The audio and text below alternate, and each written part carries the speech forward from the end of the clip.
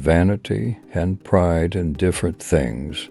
Though the words are often used synonymously, the more I know of the world, the more I am convinced that I shall never see a man whom I can really love. I require so much. I hate to hear you talk about all women as if they were fine ladies instead of rational creatures. None of us want to be in calm waters all our lives. The person, be a gentleman or lady, who has not pleasure in a good novel must be terribly stupid. It is a truth universally acknowledged that a single man in possession of a good fortune must be in want of a wife. A lady's imagination is very rapid. It jumps from admiration to love, from love to matrimony in the moment. There is nothing I would not do for those who are really my friends. I have no notion of loving people by halves. It is not my nature. In vain have I struggled. It will not do. My feelings will not be repressed. You must allow me to tell you how humbly I admire and love you. I cannot fix on the hour or the spot or the look or the words which laid the foundation. It was too long ago. I was in the middle before I knew that I had begun. There are few people whom I really loved, and still fewer of whom I think well. I declare, after all, there is no enjoyment like reading.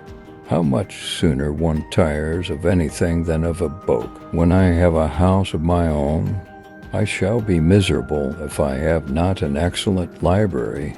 Angry people are not always wise. A person may be proud without being vain. Pride relates more to our opinion of ourselves, vanity, to what we would have others think of us. I do not want people to be very agreeable, as it saves me the trouble of liking them a great deal. You pierce my soul.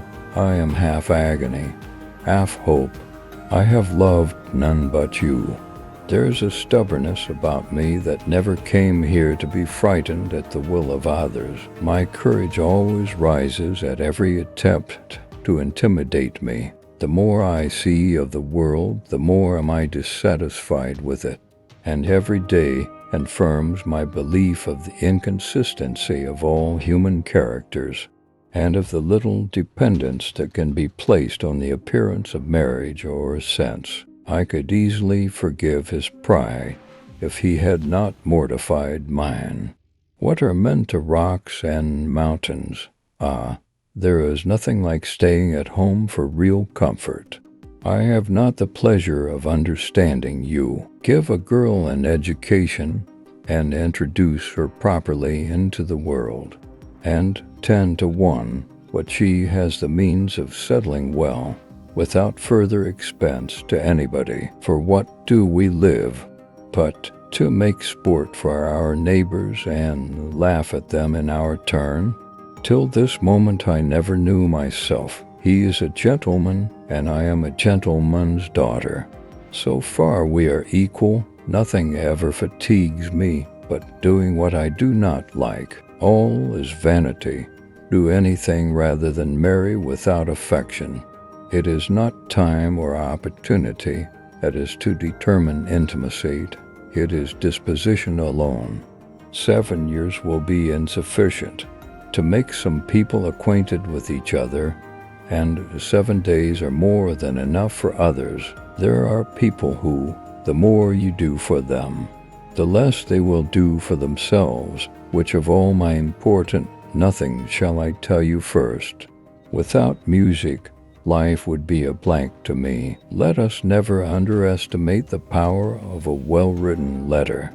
Follies and nonsense, whims and inconsistencies do divert me, I own it, and I laugh at them whenever I can. To wish was to hope, and to hope was to expect. They walked on without knowing in what direction.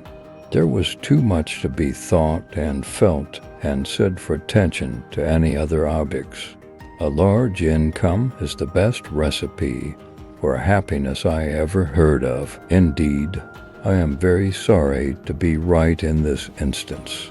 I would much rather have been married only once. We do not suffer by accident. Do not let the behavior of others destroy your inner peace. Every moment has its pleasures and its hope. To sit in the shade on a fine day and look upon verdure is the most perfect refreshment. What do you know of my heart? What do you know of anything but your own suffering? She was hardly ashamed of her ignorance, a misplaced shame where people wish to attach. They should always be ignorant. But indeed, I would rather have nothing but tea. Business, you know, may bring money, but friendship hardly ever does. I could not be happy with a man whose taste did not in every point coincide with my own. He must enter into all my feelings. The same books, the same music must charm us both. There is something so amiable in the prejudices of a young mind that one is sorry to see them give way to the reception of more general opinions. Nobody who has not been in the interior of a family can say what the difficulties of any individual of that family may be. I have no talent for certainty. I must learn to be content with being happier than I deserve. The very first moment I beheld him, my heart was irrevocably gone. Friendship is certainly the finest balm for the pangs of disappointed love. If I loved you less, I might be able to talk about it more. My affection and wishes are unchanged, but one word from you will silence me on this subject forever. I may have lost my heart, but not my self-control. I am the happiest creature in the world. Perhaps other people have said so before, but not one with such justice. I am happier even than Jane. She only smiles. I laugh. When I fall in love, it will be forever. To be fond of dancing was a certain step towards falling in love.